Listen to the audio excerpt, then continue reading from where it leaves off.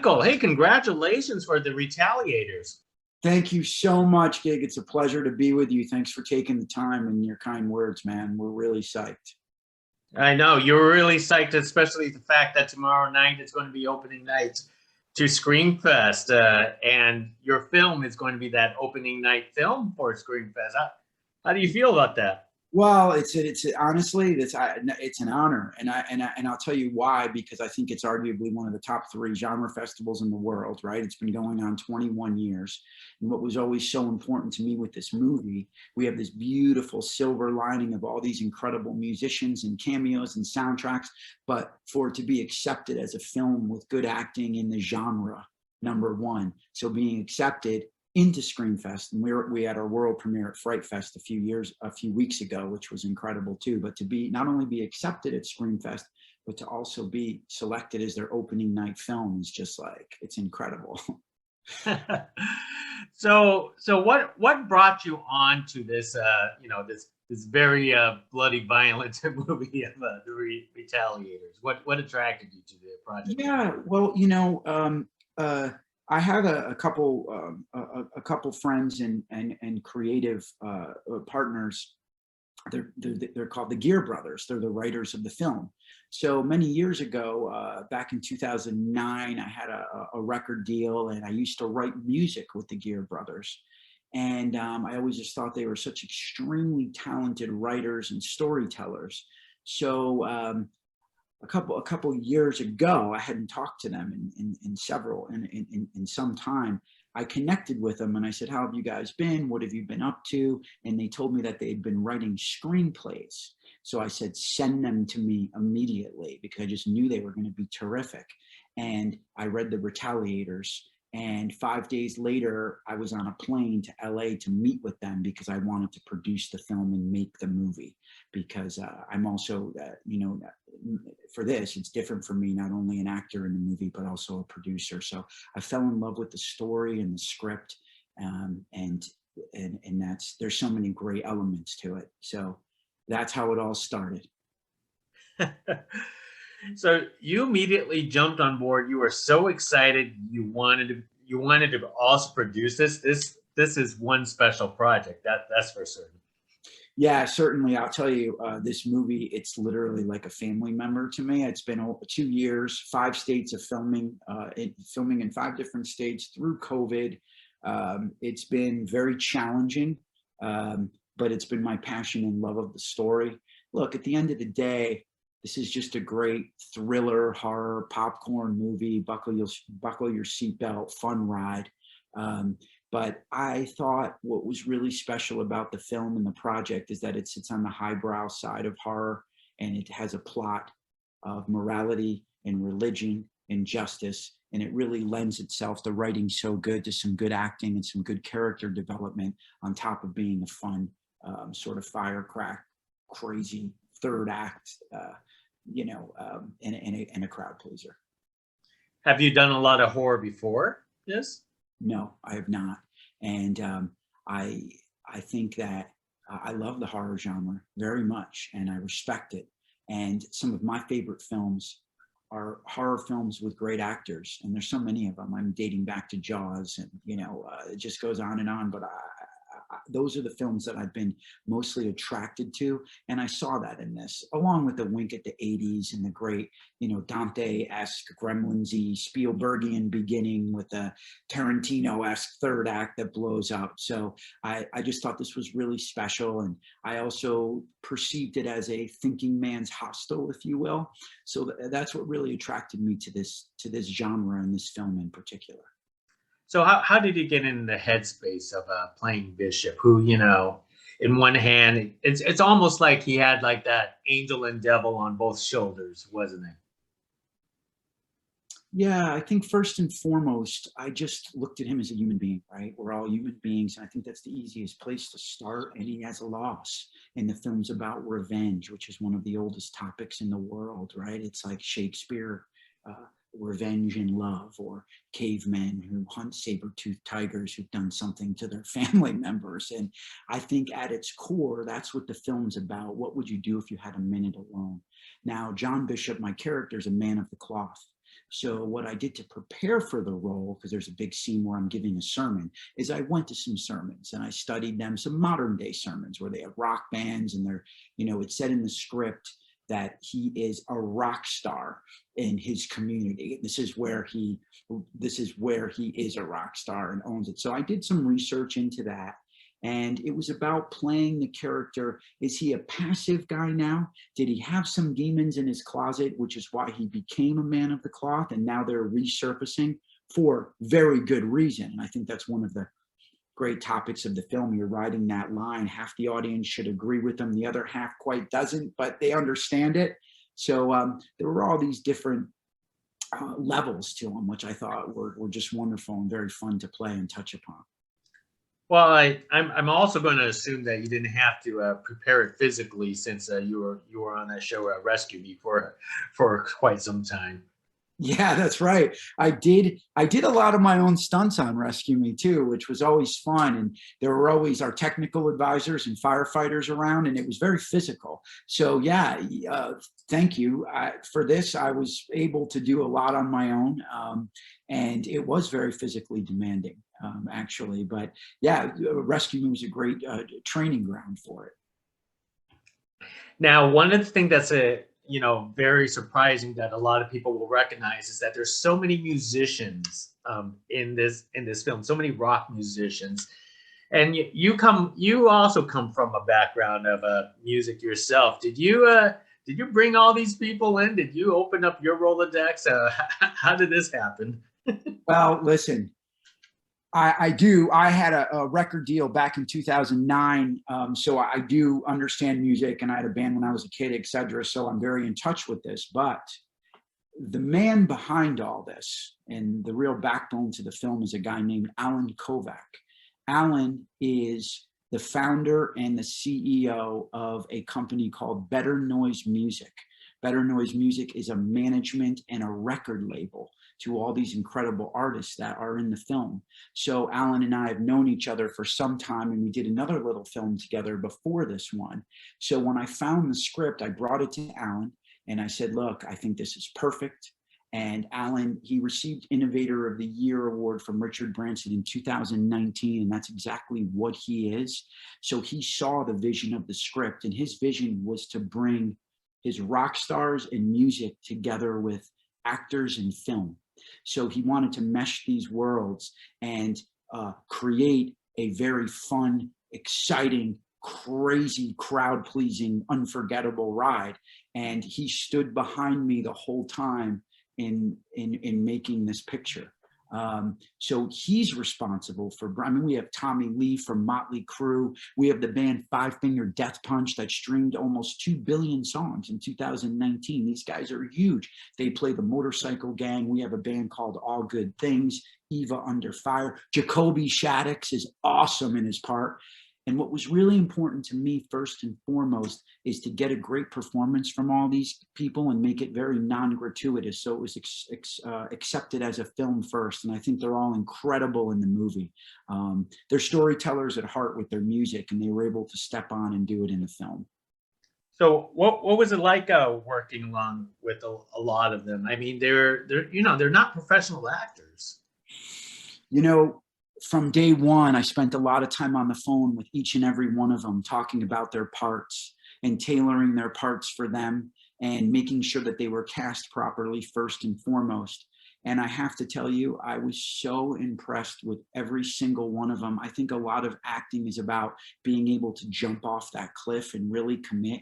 And maybe they were scared, but they certainly didn't show it. And they all went all out for this. Like, on stage, they're telling story through a song. So they're vessels of storytelling, but they were able to, if you're doing a play, you're a lot bigger than you are on screen. We're on camera. It has to just all be right here behind the eyes. And I have to tell you, their preparation was so strong, and their connection to the part and whoever they were in the scene with, that they just all killed it, man. I was really impressed with each and every one of them. They did their homework too. The tie-ins on both industries are amazing, and not to mention the music. Or did it from what I read, they incorporated some of this into their music videos too, right? In the film. Oh my God, this is Alan, the guy. Remember I said he's innovator of the year. He's so like smart and wonderful, and you know he really cares about his clients, and he gave them this opportunity. These are clients of his. He has over 40 bands who wanted to act. So to answer your question, we went out and I produced and directed some music videos that crossroads with the film. They're not necessarily like I appear in some of them. They might have a horror theme, and then we would button the bookend and sort of button the end of the video or the front of the video with a little trailer of the Retaliators. So all the combined videos, we haven't even done all the bands, but say we've done like 8 bands. We have over 41 million views through the videos already, just teasing the film. That is simply amazing. All those bands, all those music videos. Now, is this all part of the soundtrack? Compilation soundtrack for the movie too? Yes, it is. We're going old school. Remember those great movies in the 80s like Breakfast Club, Lost Boys, all those great movies that had amazing soundtracks. I think this film has a wink at the 80s, certainly. And we've got the great soundtrack. Oh, The Crow. There's some great movies, and this soundtrack is going to be killer. And it's all the bands who actually have cameos and other bands on his label that don't necessarily have a cameo, but they're just great tunes that worked perfect to support what was going on in the scene emotionally. You acting, you producing. I can imagine you didn't have time to contribute to all of this yourself musically. Man, it was a heck of a journey doing this film, especially through COVID.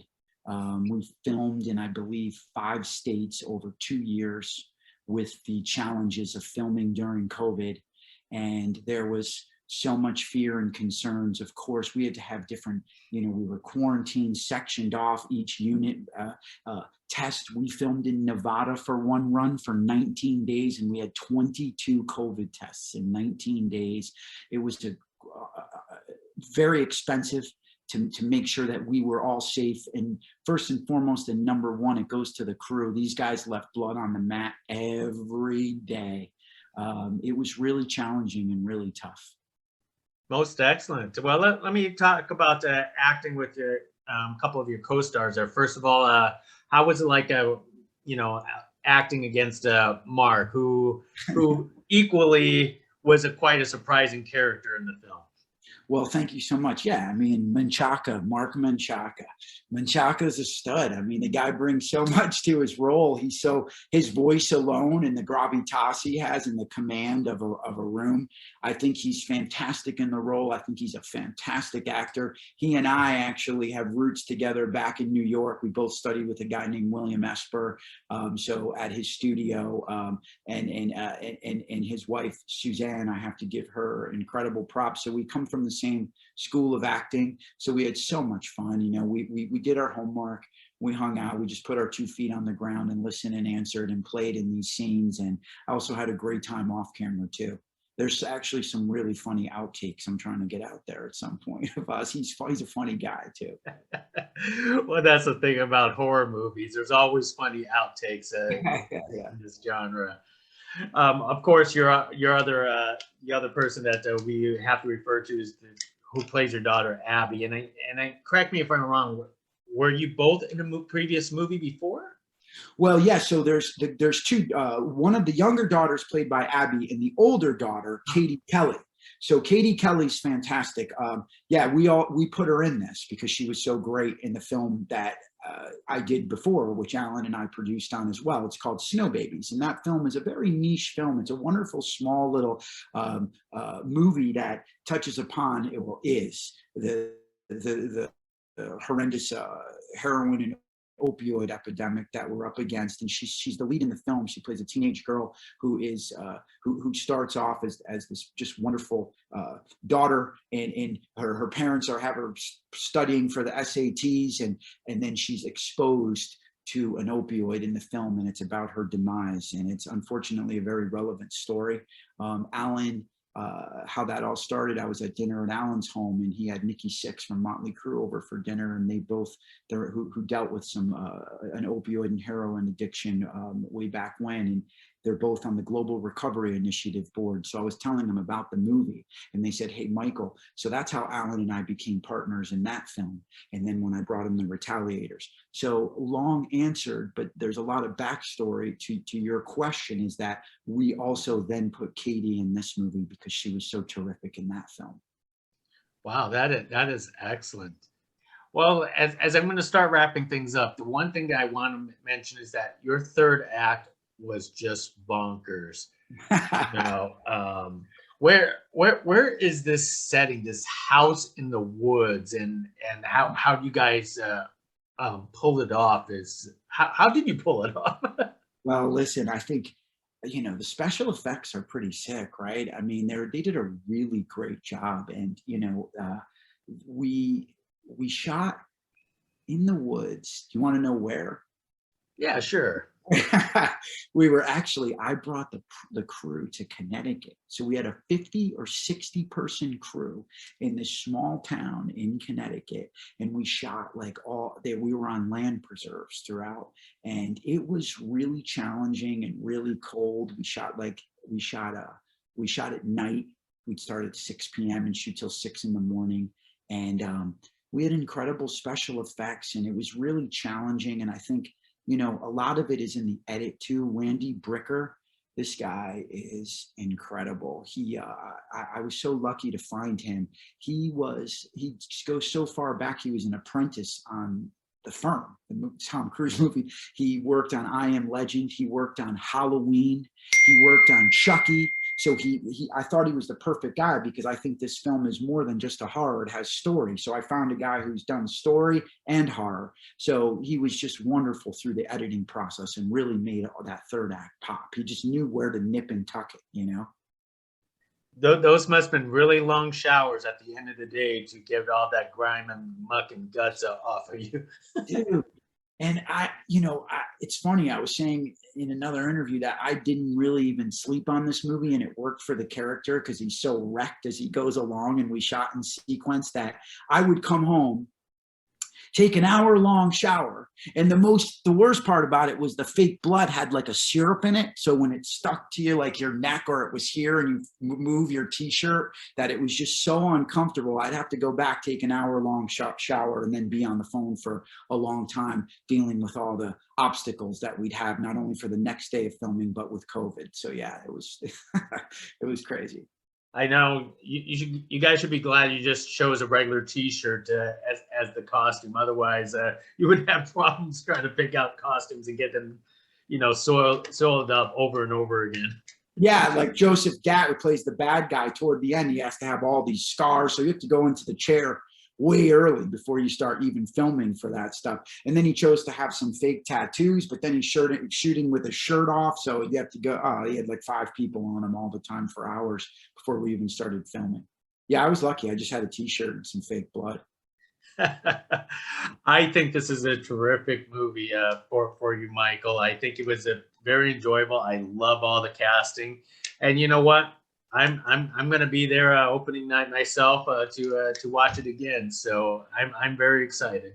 No way! All right, thank you so much, and please come and say hello. All right, are you going to come to the after party afterward? We'll see. Everything's always up in the air for some of us, but opening night, I will be there. All right, great. And thank you so much again. And it's been a pleasure. And thank you for your kind words. It means a lot. Thank you. Hey, thank you, Michael. Can't wait to see what you come up with next. Thanks. Thank you. Bye now. Bye-bye. Thanks, Gig. Thank you.